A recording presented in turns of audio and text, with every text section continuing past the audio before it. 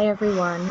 Today I'll be talking about the articles about Indigenous Americans and the power of music and how it impacted the struggle for liberation.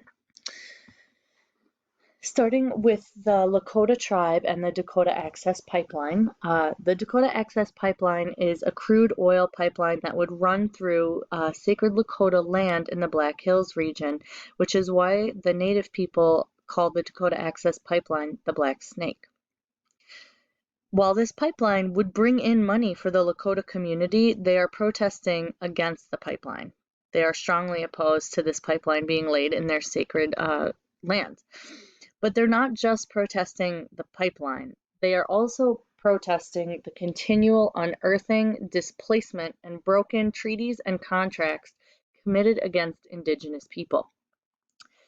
Indigenous people are not just fighting for the water that would be affected by this pipeline, but they recognize that this is a struggle that impacts more than just the country's native peoples. This impacts everyone as the earth continues to be destroyed, and Native American cultures and religions focus very heavily on how the earth is such an important part of life and that we need to take care of the earth. So this is a strong point of contention for Native people.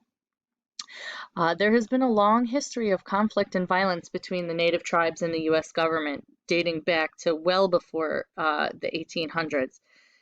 Treaties have been violated violently by the United States government while labeling the people who are trying to defend their land, their rights, and their lives as hostile savages.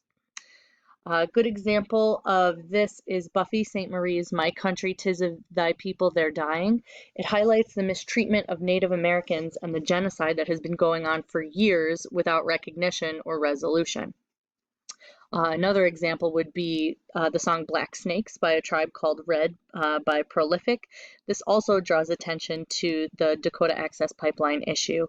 But I think the video is also really impactful as well.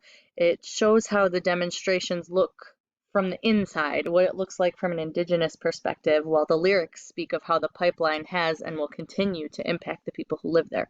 So those are two really strong examples of music being used to highlight this issue with the Dakota Access Pipeline. Another thing that is important to note is Alcatraz Island, which is most commonly known as a famous prison, but it belonged to natives and at a time was occupied by natives who were demanding redevelopment of the island to better fit the American Indians community's needs. And although there are many different tribes throughout America, there is unity among them in the fight for freedom and liberation. There are different tribal and intertribal influences and contrasting musical genres that reinforce the idea that there are many ways to sound Indian, but to also sound one's sense of political activism through popular music. So Perea describes the connection between music and activism and says that music is a social activity that many people can participate in and draw alliances between performers and technology, access and ownership, citation, collaboration, and language.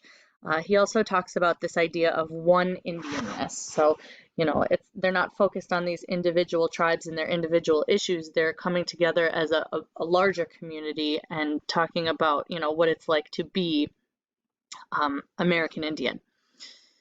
So to continue talking about the music and how it impacts the struggle, the music in the Native American community combines multiple genres like folk, country, funk, soul, pop, and more. And these artists use their music as a form of political activism by forming alliances between themselves and political or social movements. And again, this kind of contributes to that sense of an intertribal community where it's just, one larger community and not these small factions of different tribes. Many of the artists that Perea named focus on highlighting past events and the feelings of Indigenous people. So many Native American pop musicians in the 60s and 70s used music as political activism, and they did this by citing historical events in their songs to draw attention to the injustices that were being committed and continue to be committed against their communities.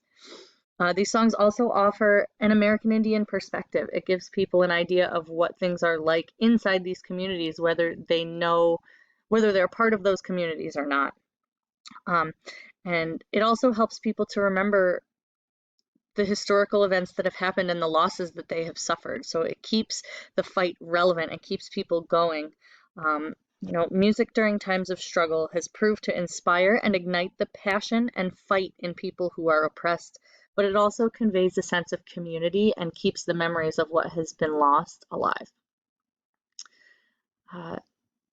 That's all. There are my references. I look forward to discussing with everyone.